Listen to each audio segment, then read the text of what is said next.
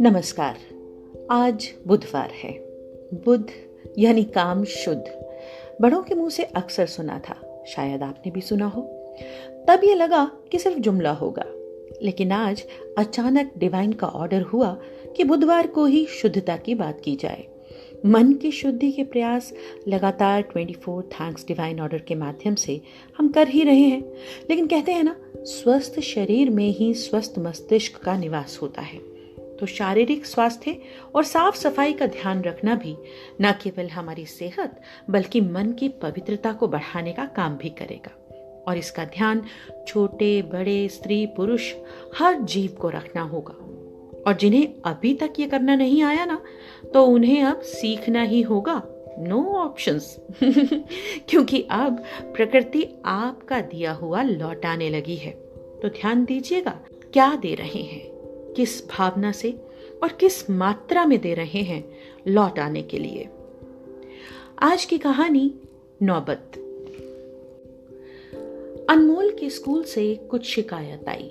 मम्मा को सुन के बुरा बहुत लगा, लेकिन वो चाहती थी कि सुधार हमेशा के लिए हो, एक दो दिन की बात बनकर ना रह जाए।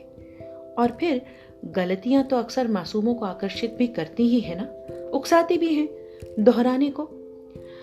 मम्मा को एक आइडिया आया। संडे की सुबह सुबह मम्मा ने नन्हे अनमोल को बड़े ही प्यार से माथे पर चूम के जगाया और फिर वो अपनी मम्मा से कस के चिपक गया। उसे मम्मी की जप्पी में एक अलग ही आनंद आता था। सुकून तो मम्मी को भी मिलता था, प्यार ही जो इतना करती थी अपने लड्डू से। लेकिन मम्मी को मिली शिकायत भी अंदर अंदर बहुत परेशान कर रही थी। वो सिखाना चाहती थी अपने बच्चे को, लेकिन खैर। मम्मी अनमोल को बोली, अनमोल, मुझे कल रात को एक डरावना सपना आया। अनमोल एकदम माँ से अलग हो गया। क्या हुआ मम्मा, क्या देखा? मम्मी बोली, मुझे एक सपना आया कि हमारे घर का डस्टबिन अचानक बड़ा होने लग गया। फिर उसकी आंखें, मुंह, हाथ, पैर सब निकल आए। बहुत ही डरावना। और वो अचानक से बहुत गुस्से में है। मैं डर गई। वो बोला, मैं नाराज हूं। मम्मी हैरान होके बोली, लेकिन क्यों, आप क्यों नाराज हो? तो इस पे डस्टबिन बोला, क्योंकि आपका अनमोल कूड़ा यहां वहां फेंकता है, रैपर, पेंसिल, पील्स और कुछ भी कहीं भी फेंकता है, लेकिन मेरा इस्तेमाल नहीं करता। आज तो मैं आपको बता रहा हूं, लेकिन अगर वो नहीं सुधरा ना, तो मुझे उसके सपने में जाना पड़ेगा। वो अचानक मुझे देख के डर ना जाए, इसलिए पहले आपको कह रहा हूं। मम्मा है ना आप उसकी, और प्यार भी बहुत करती हैं, तो आप उसे जरूर बता दीजिएगा। और वो ये सब कुछ कह के फिर से छोटा हो गया।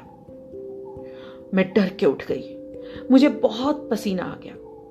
पानी पिया और तब से ही जाग रही हूं बेटा।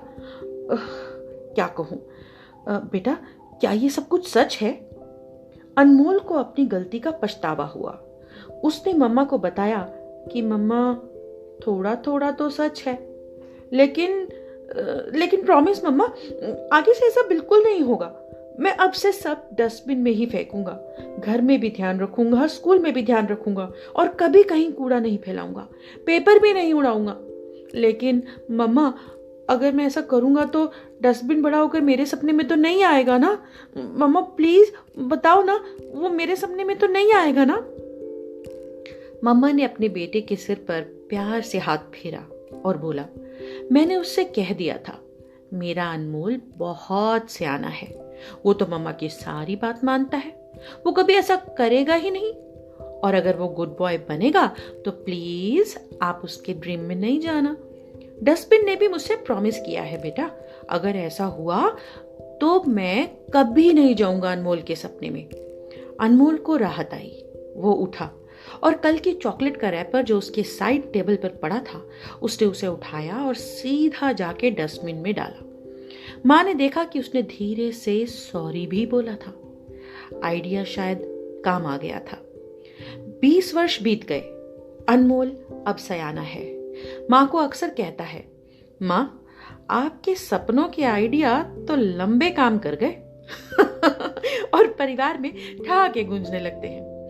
अचानक नीचे अनाउंसमेंट होने लगी, गीले और सूखे कचरे को अलग अलग कीजिए, अपना शहर साफ रखिए। अनमोल सब सुन रहा था। झट बोला, माँ अब हमें इनका भी ध्यान रखना होगा, नहीं तो सपने में एक डस्टबिन नहीं 2 डस्टबिन आएंगे। माँ भी हंस पड़ी और घर में सभी का हंस हंस के बुरा हाल हो गया। लेकिन तभी माँ ने बोला, नहीं बेटा, ये नौबत नहीं आएगी, हम अच्छे से ध्यान रखते हैं, हम कभी भी डस्टबिन को दोबारा नाराज होने ही नहीं देंगे। बातें बहुत छोटी थीं और शायद आपको लगे कि घर में सिर्फ हंसी ठिठोली के बीच ऐसा कुछ हुआ होगा या हो सकता होगा। लेकिन देखिए ना, छोटी छोटी बातों में ही कितनी बड़ी बड़ी बातें छुपी हैं, सबक छुपे हैं। प्रकृति के प्रति हमारे कुछ दायित्व हैं जिन्हें हमें निभाना होगा। कोशिश हो रही है कि इन दायित्वों को हम जिस जरिए से, जिस तरीके से बेहतरी के लिए निभा सकें, हम उसकी ओर आगे बढ़ें। कुछ बातों को मान लेना शायद आज हमें वो नियमों में बंधना लगे, लेकिन आने वाले वक्त के लिए उनकी हमें जरूरत भी है और उन्हें हमें अपनाना भी चाहिए। साथ ही साथ आने वाली पीढ़ी को भी तो हमने एक सुंदर, एक खुशहाल और एक हरा भरा भविष्य देना है। उसके लिए भी तो हमारे कुछ दायित्व हैं। आज बस इतना ही कहूंगी, बेहतर हो थोड़े में बहुत समझिए और इस ओर अपने प्रयासों को बढ़ाइए। आज बस इतना ही। मेरा यानी पुनीता का नमस्कार।